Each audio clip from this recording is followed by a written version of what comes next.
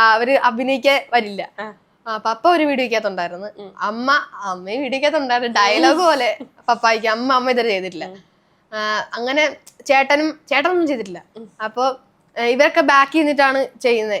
ക്യാമറയുടെ ബാക്കിലുള്ള പരിപാടിയൊക്കെ ഉള്ളൂ, ഫ്രണ്ട് വന്നിട്ടൊന്നും ചെയ്യില്ല. ഭയങ്കര മടിയാ. ചേച്ചി അഭിനയിക്കുമായിരുന്നു നേരത്തെ, ഇപ്പൊ ഇല്ല. സിനിമയിൽ അഭിനയിക്കുമായിരുന്നു, ഇപ്പൊ ഇല്ല. അപ്പൊ ഞാൻ പറഞ്ഞു എന്നോട് ആരും അങ്ങനെ ഒറ്റയ്ക്കല്ലേ ഉള്ളൂ, അപ്പൊ എന്നെ വീഡിയോ ക്രിയേഷൻ ചെയ്യുന്നതെന്ന് ചോദിച്ചു. അപ്പൊ സാർ ഇങ്ങനെ എല്ലാം മോട്ടിവേറ്റ് ചെയ്തിട്ട് നീ ഒറ്റയ്ക്ക് ചെയ്ത് നോക്ക്, മീൻസ് ഡ്രസ്സൊക്കെ ചേഞ്ച് ചെയ്തിട്ട് 2 ആളായിട്ട് തന്നെ ചെയ്തു നോക്ക്.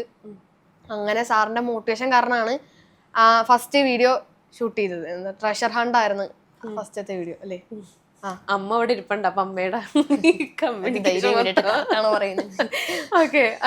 എന്നിട്ട് പിന്നെ ഈ വീഡിയോ സത്യമായിട്ടും ആദ്യം സാറ് നല്ലോണം ഹെൽപ്പ് ചെയ്തായിരുന്നു.